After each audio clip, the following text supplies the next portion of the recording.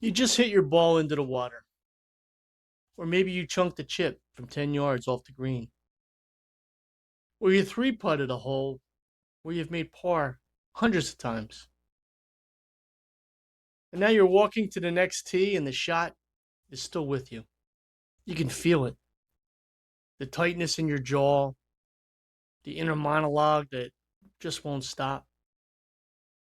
You're already playing the next shot before you even reach the ball. And you're playing it badly in your head.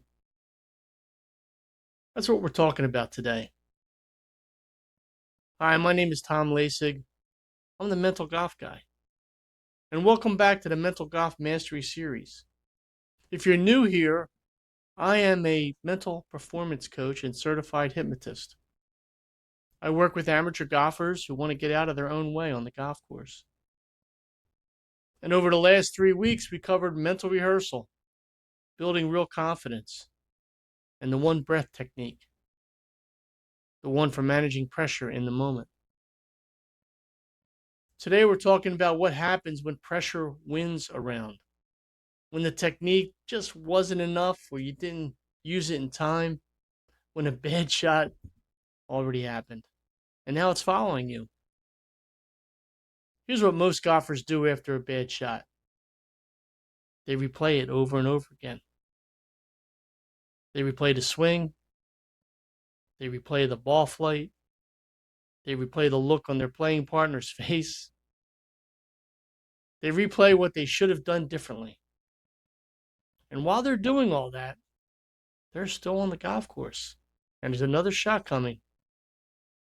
This is the mental mistake, not the bad shot itself. The bad shot is just golf. Golf is hard. Everyone hits bad shot, including the tour pros. Now, the mistake is the spiral that follows. One bad shot becomes two. Two becomes a front nine. The front nine becomes a bad round. And you drive home thinking, I'm just not a good golfer. But that's not what happened. What happened is that your brain got stuck on that last shot instead of preparing for the next one. You know, Tiger Woods had his 10-yard rule. If he hit a bad shot, he would walk 10 yards, thinking about that bad shot and what he could have done differently. And after the 10 yards, he forgot all about that last shot and focused on his next shot. And that's what we need to do. There's actually a name for this in sports psychology. It's called rumination. Your brain replays a negative event, not to help you, but because it's wired to find threats and avoid them. It's trying to protect you. But on a golf course, that instinct kind of works against you.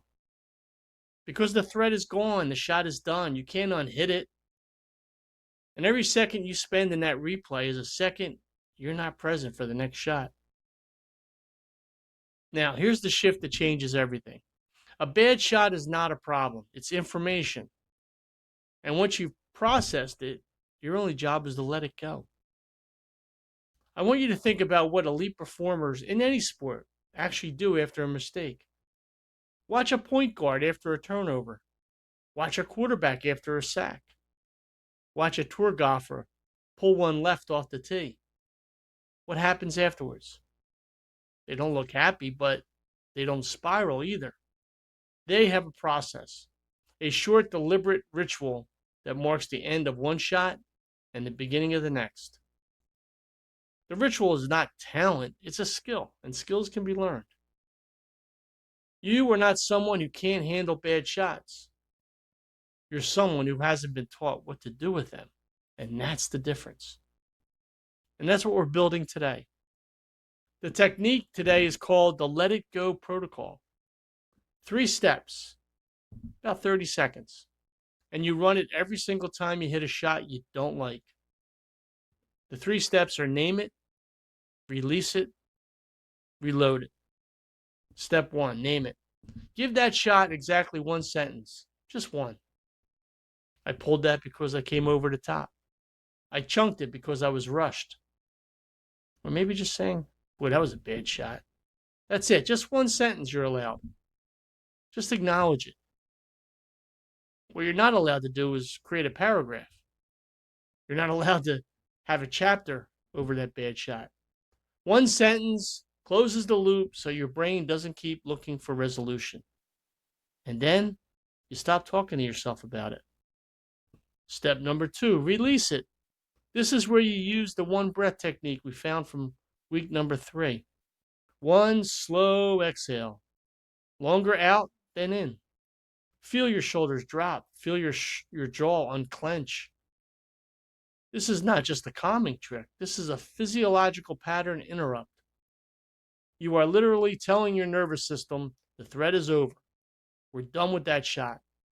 You're creating a hard line between what just happened and what happens next.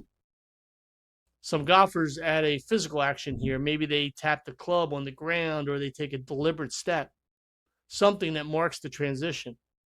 Find out what works for you. The breath is not negotiable, but the physical anchor is optional. Number 3, reload it. Now and only now you turn your attention to the next shot. Not to fix anything, not to correct your swing, just to see the next shot clearly. This is where your mental rehearsal comes back in from week 1. You see the shot you want to hit, you feel it. You give your brain a positive target to move toward instead of a negative one to run from. Name it, release it, reload it. 30 seconds, done. You're back in the round. I had a client, he was a 14 handicap. He played twice a week. Incredibly consistent in practice. A mess under pressure on the course. He came to me because he was having blow-up holes. Every round, there was at least one hole where he'd hit one bad shot and then make triple, or worse. We worked on the Let It Go protocol for about 2 weeks.